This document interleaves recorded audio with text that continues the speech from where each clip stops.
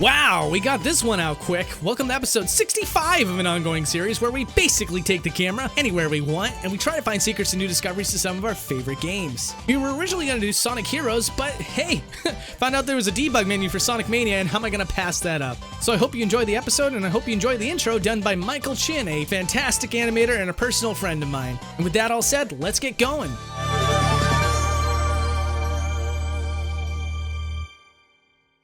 A quick disclaimer, you're not going to see all the stages, you're not going to see the ending of the game, but there are some minor gameplay elements that are considered spoilers to some people for the early stages of the game. So if you're alright with that, let's talk about these fish. Right at the start of the game, you can see that these enemies jump right out of the water and try to snap at Sonic. But the question is, where do they go when they go off screen? Well, by some miracle, we can actually take the camera up above the screen and see a mirrored environment that involves these fish. And when we take a look from down below, we can actually see that the fish do not just disappear, and instead literally travel a certain distance downward before springing back up onto the screen. So even though this debug is about as legit as a Fisher-Price toy acting as a real piano, it actually does reveal some really cool stuff. Like for example here, it's actually showing you the triggers that your character walks through to change what layer of the environment you're on. See, when you pass through BL, it actually switches you to the background layer, allowing you to pass through the loop-de-loop. But alternatively, if a character passes through the AL, it now means you're on the advanced layer, which essentially means you're about as much in the foreground as the game allows. There's actually many other symbols, like for example right here it says AH. Its purpose seems to allow Sonic to interact with any objects that are destructible or any type of hazard, I suppose. But as for what the initials actually stand for, I'm not quite sure. I actually did try to reach out to Christian Whitehead on Twitter about this and got no response back, so feel free to give me the answer down below. Now, like I said, the debug option is very limited. The developers clearly wanted to add this in as a feature without revealing too much of the game's inner workings. But with enough manipulation, you can actually see things like this platform here moving up and down in the foreground as one object. Now, this is one of the things I wish I didn't have to show you guys, but I found something really cool within it, so sorry. But the reason why I'm showing you this particular boss fight is because when you defeat Eggman, you see him drop through the ground. And normally when you defeat a boss in Sonic Mania, even with the debug menu, they lock the screens to make sure that you can't see what's going on outside the boundaries. But on this boss fight, if we move far enough left and the environment goes far enough down, the camera will pan down with it. And then the camera won't move on its own unless the player activates a trigger that tells the camera to move up into position.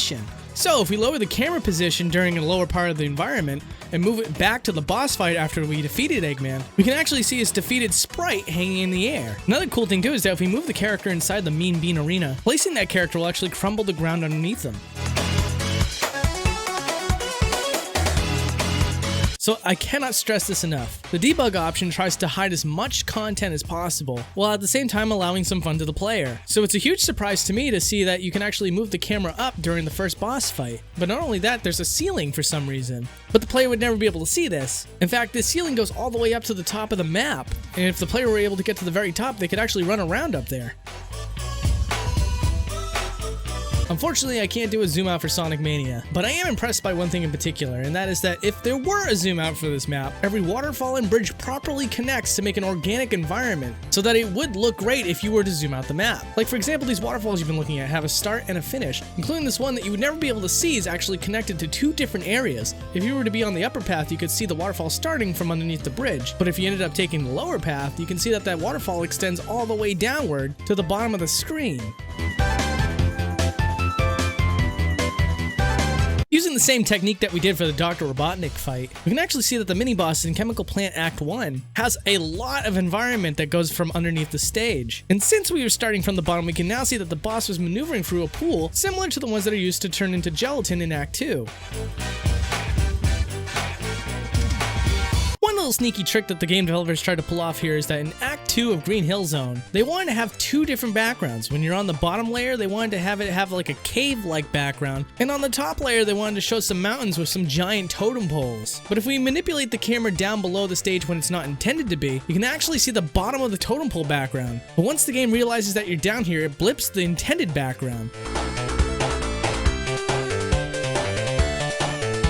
So a moment ago I was telling you how the environment pretty much connects organically, and if it were to be zoomed out it would all look like it was connected together. However, there is one blemish that the developers tried to hide from you. On these really long bridges there are these unique bridge connectors that hold one bridge to another. However, scaling the cameras from the bottom up shows that these connectors don't go all the way down to the bottom of the map. And while there is quite a bit more of this object than the player is allowed to see, it just doesn't quite reach the bottom.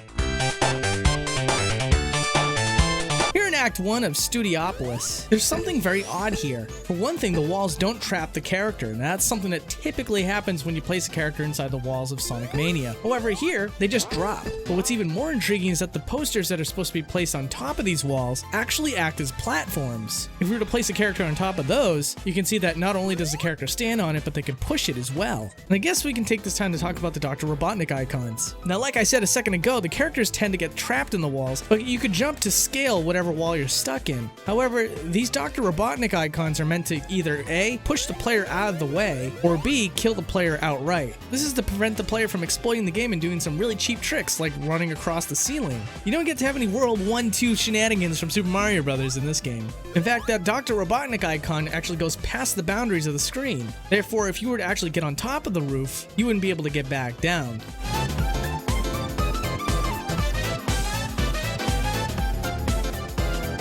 There's no educational purpose for this, I just thought it was too precious not to share.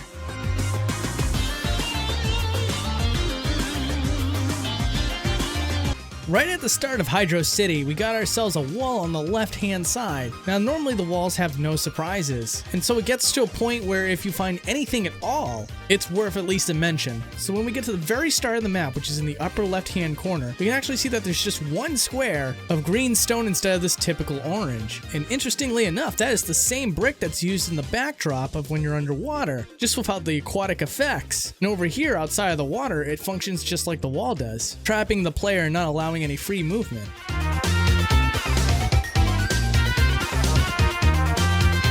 Lava Reef Zone is just one of those stages where it just impresses me how deep the lava goes. I mean, there's really no reason why the lava needs to go this deep. Even if you were to hold down to just try to see how deep it goes, it still doesn't show you everything that the lava has to offer. Although, admittingly, because you weren't supposed to see the bottom of the lava pit, it doesn't really look so high. It doesn't really blend with those rocks too well. Although, a funny little tidbit here, apparently, if you were to get underneath the lava pit, the only part of the lava that will actually hurt your character is the surface of the lava. Everything else is A-okay.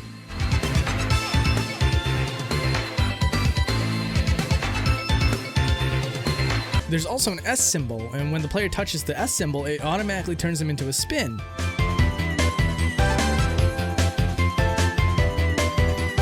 Another set of strange unused level tiles are resting above the mini-boss room in Lava Reef. If you were to go above the ceiling, you can see that there's a whole lot of lava that's completely unused and just 100% in the shape of a square. But that also stops just shy of the ceiling as well. In fact, the level of freedom here is so unusual that you can actually see a prop used to advance to the next stage, which is something that's typically barred off once you reach the boss area. Now, although the game tells you that there's only 2, there's technically 3 zones to Lava Reef, according to the debug menu. And in the third act, you end up fighting one of 2 bosses. Now, I'm not going to show you those bosses, you can get to that point in the game on your own. What I'm here to show you is what's beyond those boss rooms. And boy, is it strange, we got ourselves an unused platforming segment, with very unusual walls with glitched tiles. Looks like at one point it was meant to be a window into something, but now it's just home to a bunch of random wall sprites. But surprisingly, it doesn't even end there. In fact, you can tell that it was a very intentional area because of the way that the environment's set up. You have to jump up a couple blocks and then you end up on a cliffside. And if you take your player across that, you can actually see that there's a cliff on the other side. But after that, it's done. We're out of map to put stuff on. You know, unless you did the goal sign glitch. Now, what's the gold sign glitch? Well, let me tell you all about it. See, I'll say this for the third and final time. The debug option in Sonic Mania is not all the tools that the developers had at their disposal, by no means. And what they left in the game for the players is kind of like a child's toy. It's just supposed to be a little bit of fun, but you don't get the level of tools that the developers had, otherwise you'd be able to go through any wall you want or go through any floor. But one oversight that they made in their debug mode is that if the goalpost is halfway off screen, you can still move the camera left and right. This is because the goalpost demands the game game to center the camera on it. Here in Studiopolis, you can see that there's a whole track behind the start of the zone. Now, don't get too excited. We're basically looking at the mini-boss platforms without the correct background. And if you were to do this in other levels, like the one I just mentioned earlier, you usually just get a random placement of platforms. Though I gotta admit, although they look randomly placed, they do look like they could be used, but unfortunately if you were to go into player mode, you'd fall right through.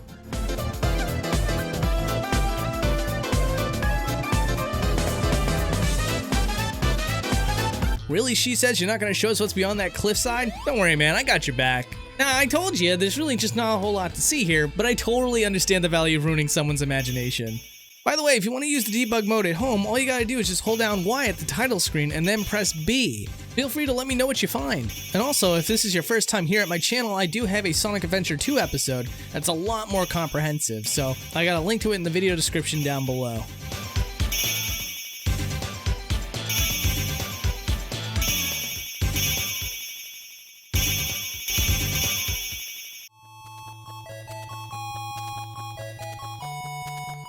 Alright guys, thank you so much for watching. I know this episode was a heck of a lot shorter.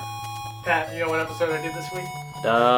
Is it Sanic? Wow, good guess, unless you were on my Twitter. Were you on my Twitter? I might have scrolled past it. Okay. I was gonna say that was an amazing guess. Yeah, anyways guys, thank you so much for watching, and I will see you guys next week. Batman Arkham City should be the next one, so stay tuned. Batman! Batman! Na na na na na na na na na na na.